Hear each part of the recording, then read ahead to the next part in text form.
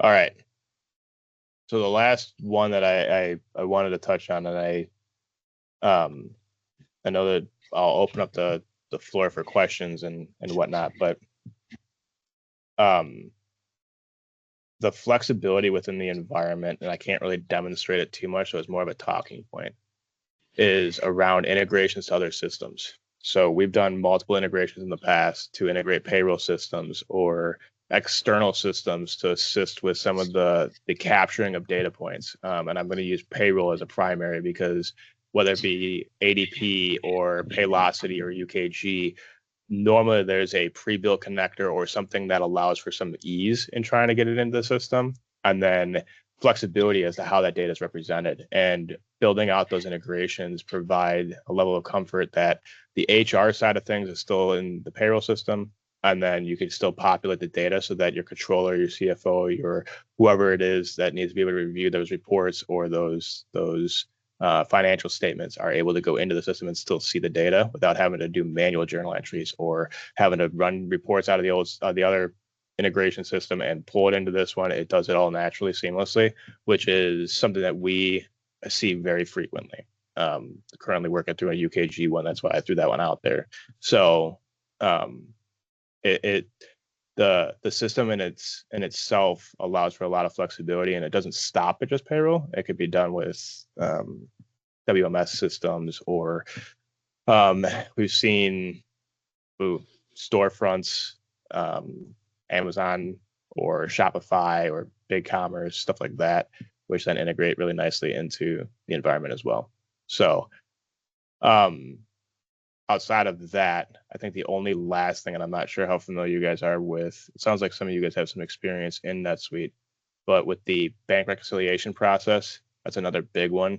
Depending on who is managing that bank rec process, there is the concept of what's called match bank data, which allows for an integration to be connected to whatever the bank is to pull the bank feed in to assist with the matching process to then clear out transactions and streamline some of that, trying to ticket tie the bank rec to the physical bank rec that's provided.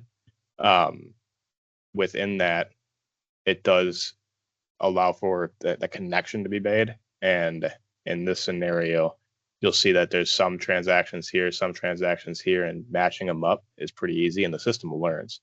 So I normally attribute it because most people are familiar with this concept, but QuickBooks has a similar functionality in this nature that allows for that to be kind of done, but this allows for a lot more visibility and a lot more flexibility, and it does learn as well. So it starts learning as those transactions get matched, how you want those transactions matched based on certain criteria to allow for the clearing process to be completed quicker and more of a review compared to a one-for-one, take a pen and paper and, yep, got that one, and work on the list. So a lot of flexibility in the match bank data and the bank reconciliation side too, that we've seen become a very big factor with a lot of controllers saying, oh, this is fantastic, we could do this. The only limitation I would call out is that smaller banks tend to have a little bit more of a hard time connecting, but in those scenarios, we could import in and do the exact same process. So there's always a route to assist with managing this process compared to, hey, if you can't connect, you can't do it. Nah, that's not true. If you can't connect, we look at importing and getting it into the system so that you can still manage the tools that are being purchased and configured in the way that they should be. So, yeah. Sean, I've got my NetSuite client, and yeah, the once the assistant controller learned how to use this, she's pretty high on life. Yeah, this one's a fun one. I always, so whenever I'm doing an implementation and go through this, whenever they're on camera, I always get a chuckle out of it because you see their eyes get wider and wider and wider as you go through it, and they're like, "This is awesome," and then they start operating and they realize how much it streamlines things. So glad to hear it's not just our company; it's kind of across the board because this is a pretty cool tool. So, all right. So I know we went through a lot of stuff. I'm going to open it up to you guys. Yeah, and feel free to comment on clients you work with that have NetSuite or past clients, and if there's any scenarios, questions, observations you want to share with the group, we'd love to hear them.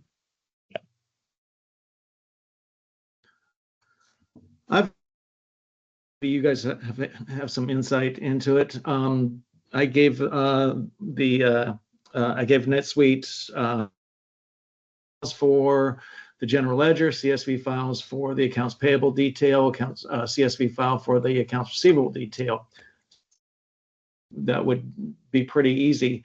However, the balance sheet that I got is they're overstated by like $60,000, and I went in and found the detail, and there are February invoices,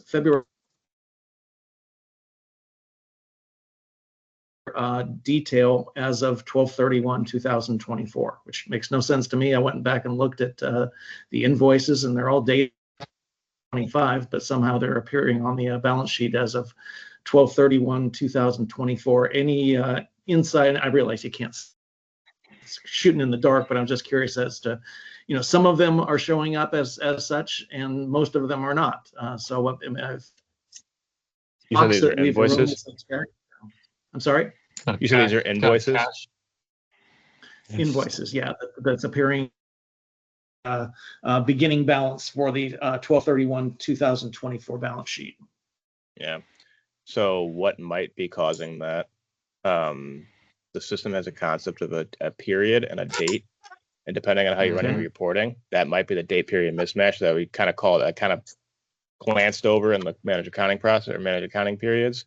So in the system, if you have a date period mismatch, the natural out of the box reporting for NetSuite is handled through periods, accounting periods, right? And they're all structured to the managed accounting periods, and it's normally displayed something similar to this, right? So if you're running that, if they came in here and in a lock period, they said, hey, maybe you guys were doing an import, or there was an import that was done and someone locked down the periods, and they said, we still need to post transactions. The date might still show as this, but the period may be a different period. So that might be something to call out, to look at potentially, without me really being able to see the data. That would be probably where I would start. Okay, so at the invoice level then. Yeah. Okay. I have a question. Can you guys hear me? Yes. Sure can. Okay. So it's been a while since I had a NetSuite client, but I do recall that one of the big challenges with the accounting was there's an online retailer was reconciling the merchant bank information to the sales reports, because many of the merchant processors, credit card processors, take credit card charges out of the individual transactions. Some of them do it in bulk based on the month, but it was a nightmare reconciling that monthly, credit card merchant banking statement to the record of sales. The sales reports was a nightmare. Is that something you guys have run across, or if you have any solutions for that you've dealt with before with e-commerce online retailers? So you're talking about maybe a clearing account that you're trying to reconcile against. Is that correct? Correct. Yes. So we've seen that in the past, and where the natural reporting doesn't allow, if we run into a scenario where the natural reporting doesn't allow for us to do a clean reconciliation, what we typically do is we create a save search. Because a save search is very, very flexible. So a save search, for those that are not familiar with it, is basically in a query that we can create, and we can dictate what fields are populated. We can throw formulas into it. It is very flexible, very versatile. And we would be able to then go in there and it's say, okay, if we have this transaction and they're pulling out the credit card charges, then display results or kick us back these results based on the specific data points, which help us narrow it down. And we do that. So we create a bunch of save searches when we go through our open transaction or go live process to then validate the data that we're importing, because we have to do a lot of, to get it into the system, we import data, we push it through a clearing account, we clear out the clearing account, we do all those fun things in the process. And we use save searches in the same nature. Depending on what it is, and kind of coming from an outside perspective, if the natural reporting doesn't work, it doesn't align to assist with that closing process, then I would look towards maybe leveraging a save search to create some validation against that reconciliation for you. Okay.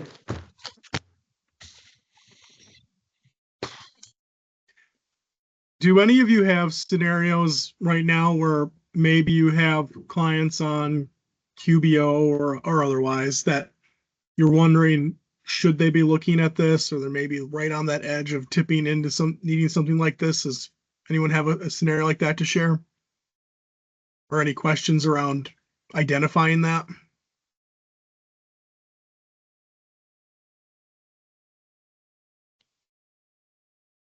I will say, myself, go ahead.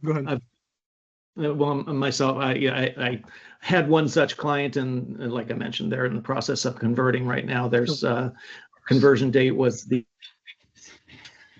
still getting some bugs out, but yeah, it's going to be a great solution because they had software for project managers to do their billing, which was it was created in-house.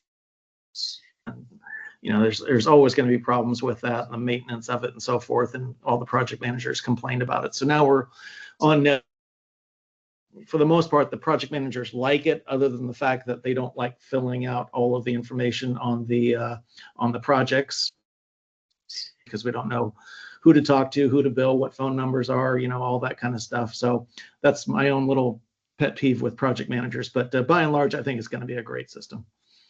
Good to hear. And yeah, just for perspective on, if you do have clients who want to take a look at this, or maybe they're to the point where they're kind of graduated at this point, our process is pretty simple. It's discovery and demo. So if someone wants to just get education and explore NetSuite, we'll do a 1 to 2 hour call, ask a lot of questions. Sorry, is the echo on my end, or get an echo from something? Hold on. Let's see. Can I speak? Sounds okay. I think I'm all right. We'll come in and do a discovery, ask a lot of questions, learn as much as we can about their business. And what we do is then we take that and we turn it into 1 to 2 hour, usually a 2 hour demo, where we try and take that information they gave us and show them a day in the life in NetSuite and make it relatable to their business. Maybe use parts they make, use services that they perform, and walk them through that, end-to-end process. So at that point, it's just education for them, that they can take that information, and maybe that's something they want to move on quickly. Maybe that's something that they know they're gearing up for in the future, but it's a pretty low pressure proposition for us to come in and just walk company through and say, hey, just, get an understanding of what the impact might be for your company.